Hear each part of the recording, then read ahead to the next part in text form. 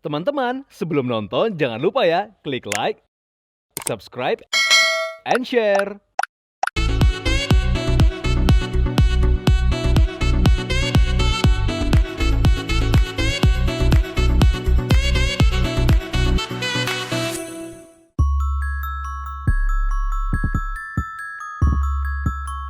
Bukannya dikenal sebagai dosen atau cosplayer saja, kiprah Erlin di industri ini tentu terbilang banyak. Ya, salah satunya Erlin juga memiliki kemampuan sebagai makeup karakter. Bahkan beberapa film layar lebar bertema horor pernah dilakoninya sebagai makeup karakter horor. Halo viewers, aku sekarang udah ganti nih ke kostum kedua aku. Aku saat ini sedang menjadi Ada Wong, yaitu karakter protagonis dari game Resident Evil. Ada banyak versi sih sebenarnya karakter si Ada Wong ini, tapi aku paling pilih yang paling sopan untuk dipakai hari ini karena mau ngajar ya, tetap mematuhi etika ya, tata tertib. Jadi aku pakai kostum yang paling sopan, dia pakai boots, terus dress panjang ini sweater. Oke, kita masuk ke dalam kali ya. Aku udah mulai harus ngajar nih. Yuk, kita ngajar pakai kostum. Asik kan?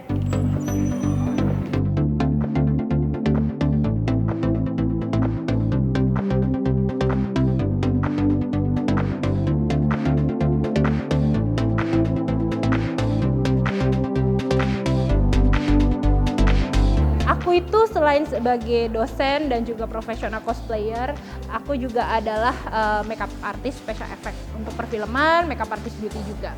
Jadi aku ada pengalaman-pengalaman nih tentang makeupin horor dan dunia film horor Indonesia lah gitu. Karena aku udah terlibat dalam sekitar 10 film layar lebar di Indonesia gitu. Aku juga pernah mendapatkan nominasi sebagai penata rias terbaik di Piala Citra gitu. Jadi ada pengalaman-pengalaman tentang makeup horor. Sebetulnya awal muasalnya ini aku tuh bergelut di dunia cosplay. Aku juga menjadi ketua dari komunitas Indonesia Zombie Club, salah satu dari 7 ketuanya lah.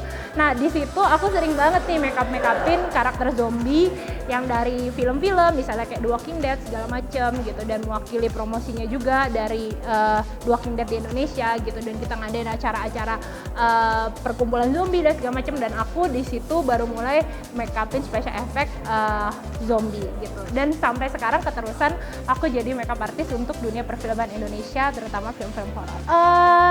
Buat saya itu adalah sebuah anugerah saja. Bukan suatu bukti, bukan suatu apapun gitu. Itu cuma kayak semacam hiburan dari Tuhan buat saya aja gitu. Buat mungkin apa ya, namanya kita berkarya dalam hidup gitu kan, kadang-kadang kita kayak, apalagi saya gitu, dengan profesi banyak banget kan. Saya sempat jadi event organizer buat acara PEM dan skala nasional, pernah ya dosen juga masih sampai sekarang, cosplayer juga sebagai pekerja profesional, makeup artist dan sebagainya gitu. Profesi saya banyak gitu kan, dan ya mungkin rasa keterikatan saya terhadap film ya kadang agak bisa maju mundur ya, tapi dengan saya mendapatkan anugerah itu ya mungkin saya menganggap itu sebagai sebuah panggilan dari Tuhan gitu. Mungkin memang saat ini jalan saya masih di dunia perfilman Indonesia.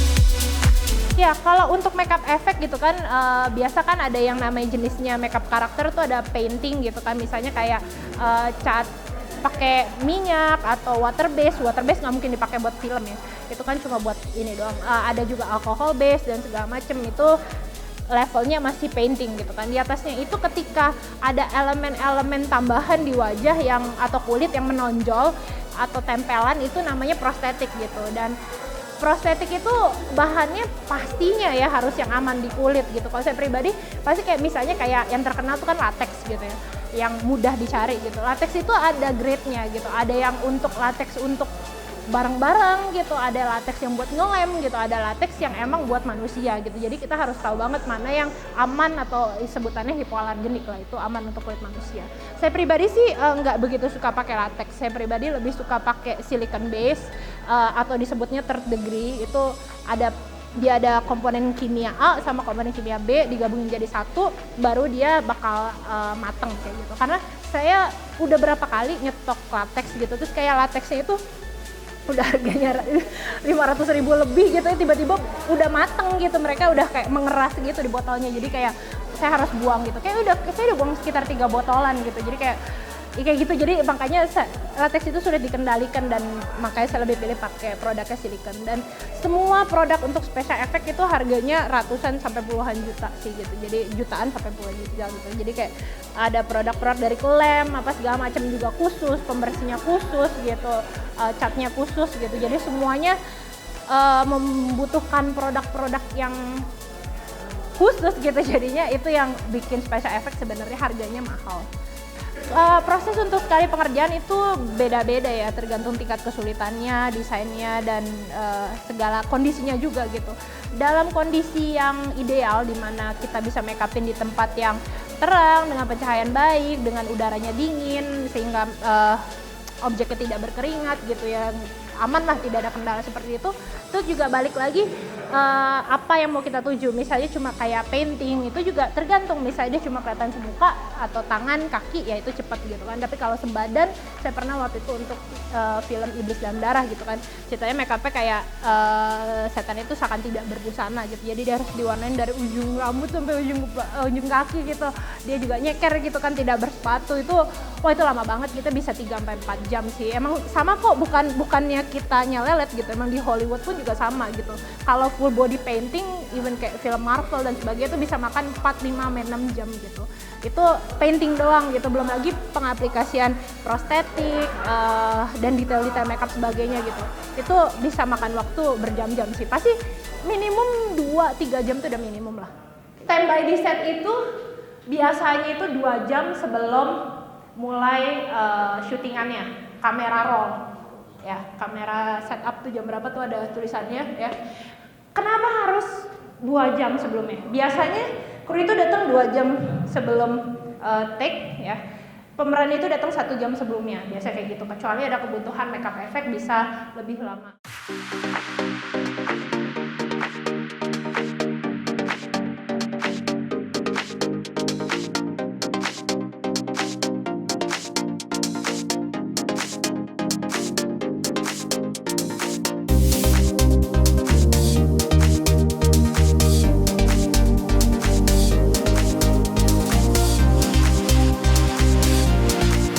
Jadi seperti yang aku ceritain tadi, awal muasalnya aku pertama cosplay dulu, terus aku terlibat di komunitas Indonesia Zombie Club, terus diminta menjadi salah satu dari 7 councilnya, salah satu dari 7 ketuanya.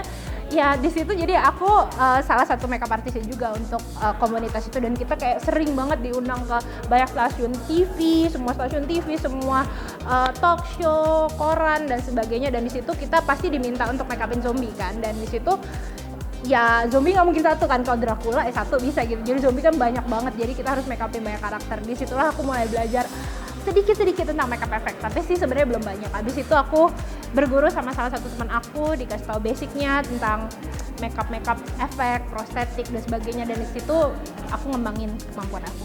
Oke, aku basicnya kan Belly Makeup pernah belajar juga di salah satu lembaga pendidikan, terus juga aku juga pernah belajar makeup wedding, aku juga praktisi di dunia cosplay dan juga makeup cosplay gitu, dan juga makeup special effect. Nah semuanya itu beda banget. Kalau tingkat kesulitan jelas paling sulit sebenarnya ya wedding punya kesulitan masing-masing, cosplay punya kesulitan masing-masing, tapi makeup special effect memang berat sih. Kesulitannya itu sebenarnya kesulitan bahan. Sebenarnya itu yang paling sedih banget sih gitu, kayak bahan-bahannya tuh nggak bisa didapetin di Indonesia gitu, jadi kita harus titip teman dari luar negeri, terus kayak ketika kita butuh barangnya harus diimpor dulu ke Indonesia gitu, terus kayak kita mau mencoba juga susah karena keterbatasan barang gitu. Jadi sebenarnya sumber daya sih yang bikin makeup effect di Indonesia tuh belum sempurna berkembangnya gitu. Jadi kita bener-bener kayak ngakal-ngakalin bahan gitu, kayak aduh nyari bahan aja susah gitu kan. Jadi ada yang kayak ngakalin bahan dengan bahan lokal atau bikin sendiri atau apa gitu. Jadi ya kesulitan bahan sih, karena kalau nggak ada bahan pasti kan susah untuk berkarya gitu. Jadi kendalanya di situ. Nah viewers, spesial di Halloween kali ini Erlin akan memberikan tips dan trik makeup karakter zombie yang diaplikasikan kepada mahasiswanya. Ini saya mau demoin makeup special effect dulu. Ada beberapa barang yang mungkin kalian ada juga tadi walaupun nggak jadi materi di kelas sebelumnya ada yang nanya, Kak kalau efek gini-gini pakainya apa gitu ya. Ini ada beberapa barang buat kalian yang suka mencoba gitu bikin konten makeup pakai painting ya, pakai water base ya. Kalau yang water base itu dia itu sesuai dengan namanya ya. Jadi dia tuh deactivatednya pakai air. Dan itu mudah untuk di blend untuk penggunaan orang yang awal mau belajar painting, untuk painting sih. Kalau untuk special effect water base itu nggak disarankan gitu. Nah ini ada berikutnya lagi, ini yang agak susah dicari di Indonesia, tapi ada nanti ada dupe-nya versi Indonesia saya kasih tahu kalian. Ini yang profesional punya ya, ini grease paint gitu, jadi dia itu base-nya dari oil. Ini dia warnanya tuh nyata banget dan ini bisa dipakai buat profesional ya. Biasanya dia tuh warnanya nyata kayak gini ya. Jadi sekali oles tuh udah warnanya keluar banget. Biasanya sih kalau kayak beginian nggak mungkin dipakai buat semuka ya. Biasanya dipakainya tuh biar buat efek misalnya kayak lebam gitu, memar dan sebagainya bisa pakai ini. Nah dupe-nya itu di Indonesia atau barang yang tersedia lokalnya ada beberapa opsi. Ya di Indonesia kita kan sering kan kalau misalnya pengantin itu ada kayak Jawa tuh kan ada item-itemnya, ijo-ijonya gitu yang nge-framing muka itu kan namanya loto, yang warna hijau namanya loto, yang warnanya hitam namanya pidi gitu ya. Jadi itu udah sering dipakai di mana-mana dan karena makeup ini dibuat di Indonesia sesuai dengan iklim culture Indonesia. Jadi sebenarnya untuk kulit Indonesia udah cocok banget, bukannya promosi, tapi memang beberapa produk dari luar negeri itu di Indonesia belum tentu cocok gitu ya, walaupun mereka teknologinya lebih maju. Karena iklim sama cuacanya tuh beda.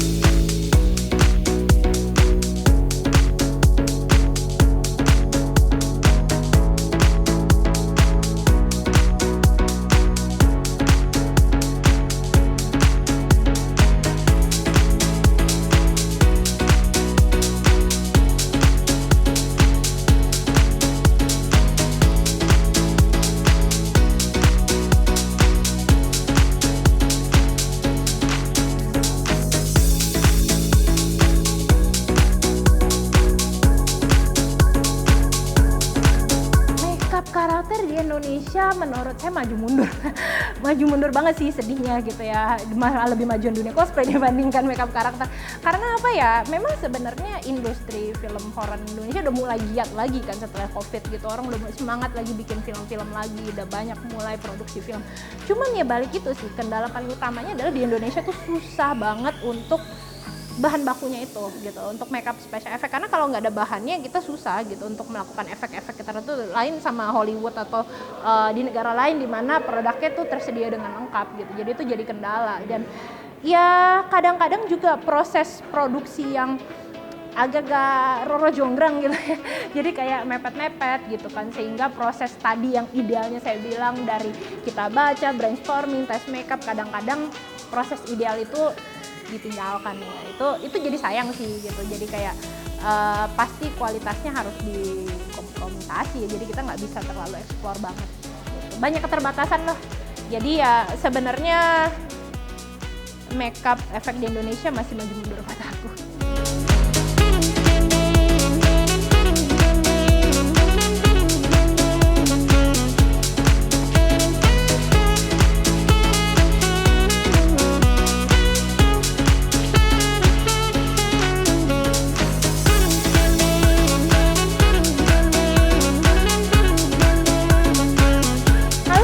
Itu dia tadi keseharian dari seorang Erlin, seorang dosen wibu yang hobi cosplay sambil ngajar.